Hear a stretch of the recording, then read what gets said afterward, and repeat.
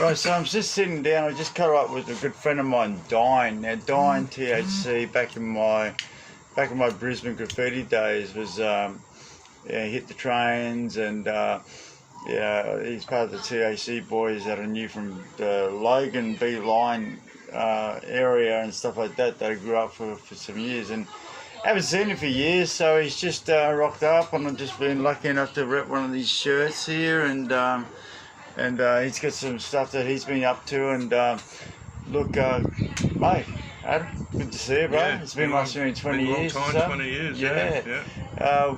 What can you tell me about what you've been doing and about the Vandals movement and stuff like that? Yeah, so just been painting off and on over the years, and then 12 months ago or so, come across the Vandals Graffiti Club, and thought, oh, what's this about?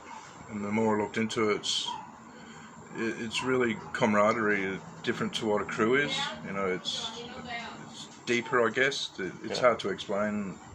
It's you got people across the world, and we talk every night, every day. You're all connected as we are now. It's a proper, almost like a family, more so than just the crew or scattered around. Yeah. Okay. And you got some, and they've been doing some nice things. I mean, I've shared a couple of things in the past with what Adam's been doing, and look, I mean, these guys have got to the stage where it's become real sort of like fucking bikey fucking gang affiliate, which is cool, man. It's showing some substance. So he's got one of the jackets on here at the moment. So this is the international vest. Yeah, drop down a bit. Yeah, look at that. It's all suede and quality. So they're like pulling members in, like that have obviously got a bit of douse that are willing to see it all the way through. So Yeah.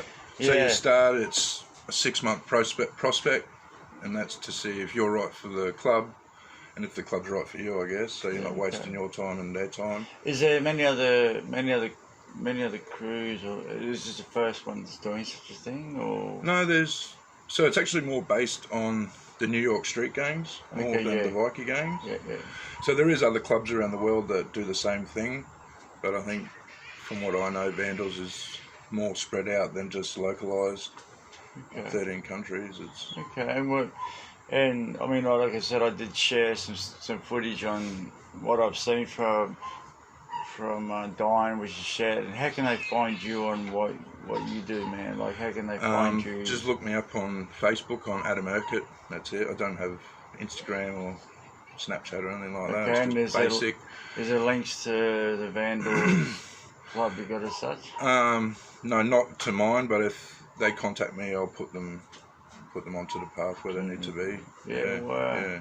It's fucking cool, you know what I mean? Like I said, like, we're on these shirts here, and DINE, like I said, man, we grew up together back in Logan. This is Brisbane based. This is all back in the THC days. Like some of your heads might know, THC through Woodridge and Logan Lee and DINE, and we all grew up together, like back in early Brisbane days, and it's refreshing. Yeah, fucking it's a good time, you know what I mean? Yeah. And these guys hit it hard, you know what I mean? They hit the trains hard, they hit the track sides hard, and not only that, they did mad with style, they did mad with, mid-90s, early 90s through Brisbane Graffiti, it was just glory days and some beautiful times to be part of it. You know, it was the golden days. Yeah, personally, I was lucky enough to experience all that, and DINE was a big player in that, and it's refreshing to see what he's been doing with the Vandals mob. So what else you guys doing, or anything else you got going on? For the Vandals, well, in Australia we're only very small. Just started, like I said, in the last 12 months, but over in Europe it's huge. They're doing awesome things, so I'd like to be able to do the same thing here. Grow the club and do awesome things as a group and a family. Yeah, mate, because I did see some of the posts, and it was like they're painting some sort of warehouse. The loads. Yeah, and in Holland, it's like a warehouse. Every year they have a festival there, graffiti festival, and Vandals normally have like the key wall for that festival. But this year, because of COVID, it's just they didn't have the festival, but the Vandals still went and did their wall as normal. Yeah. some real talented guys. Yeah, fucking great work. You know, like I was saying, like Skulls or Burning, and just some mad sort of Danish sort of funk. You know what I mean? Just some. And unless you follow sort of Danish graffiti, Holland graffiti, sort of, it has its own. And I suppose for me it was this whole sort of thing, which I found interesting because it came just sort of back down to a real sort of hardcore classics, you know what I mean? It was just this sort of unapologetic sort of behaviour that was, back to being gang affiliated, which, fuck, that's what we all did and that's how we all rolled. And it was just taking it back to the basis rather than, because a lot of stuff got wishy-washy. A lot of stuff got fucking played out and got manipulated and sold out in different ways and didn't really sort of stand for much at the end. But hollow, exactly, right? Yeah. And seeing sort of pushed to another level was like, as an adult level too, you know what I mean? It was like refreshing, you know what I mean? These guys are doing this sort of stuff. And so Adam's here in Australia, just celebrating the cause and and promoting the movement in such a way. But look up Danny Recall. He's the president in Amsterdam. The amazing artist, They're all amazing artists, but Danny Recall. Danny Recall. He's on Facebook or Instagram. Danny Utzman. Sorry if I pronounced your name wrong, Danny, but I'll flick you the link. And, top bloke. Thank you.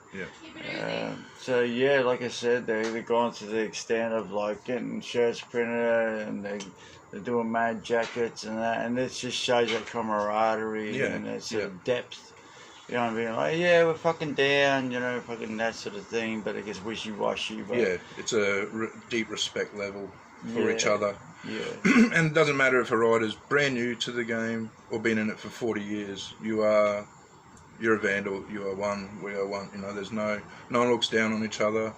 It's a lot different to what you get in normal graffiti where there's that's got shit. It's it's not that. It's like that's sweet, man. Like, and help each other along. And it sounds like you got to sort of in your stripes. You got to sort of like we get fools, we get passengers just jump in there. It sounds like that. That they. So that 6 months that weeds the people that aren't genuine out. And you can't hide yourself for 6 months. Your true person is who you are pretty quickly.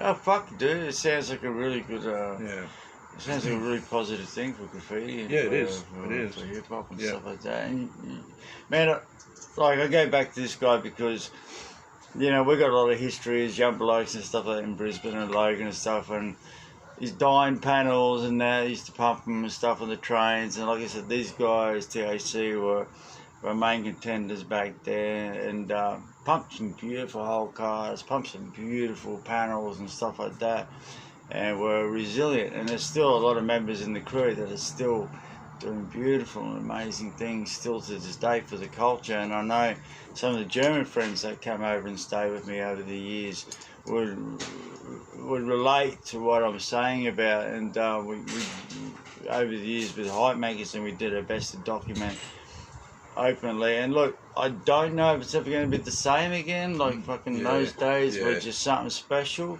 because there seemed to be this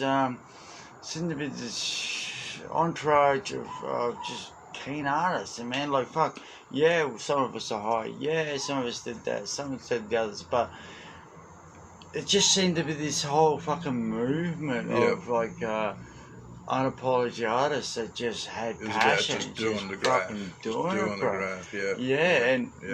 not just flawlessly, but of quality. The shit was dope. You know what I mean? And it's, I feel, I mean, dudes are pumping trains, a couple of track sides here and there and stuff like that, but I feel that passion has really been fucking lost a lot over the years. And maybe I'm saying this from an Australian point of view, and maybe it's different overseas. And I think it's different now, where a lot of people, we had to get our paint.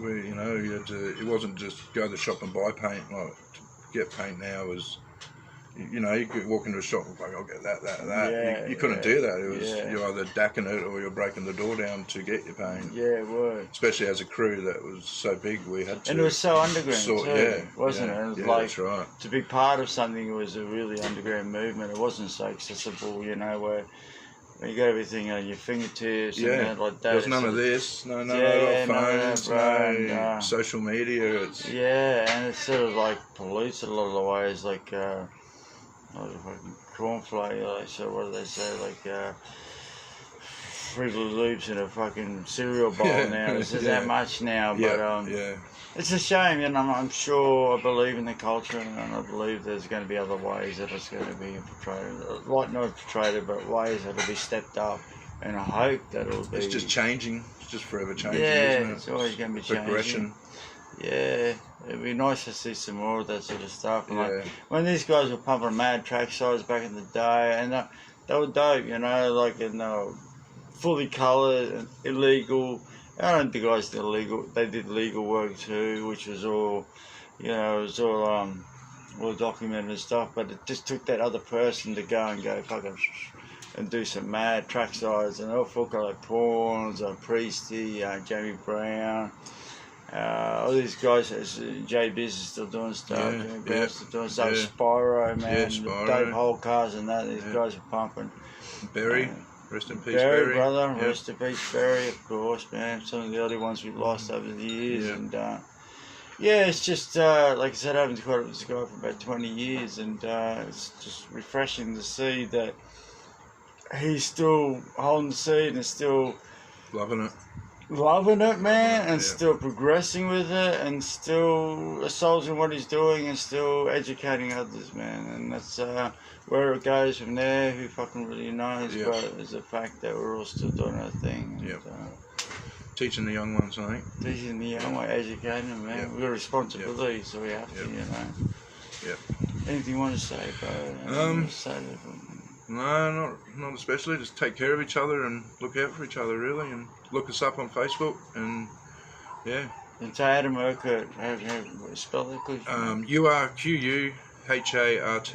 and it's Adam. Or maybe if you Google Vandals Graffiti Club, it might come up directly, but otherwise just contact me and I'll get you to where you need to be, depending on where you are in the world.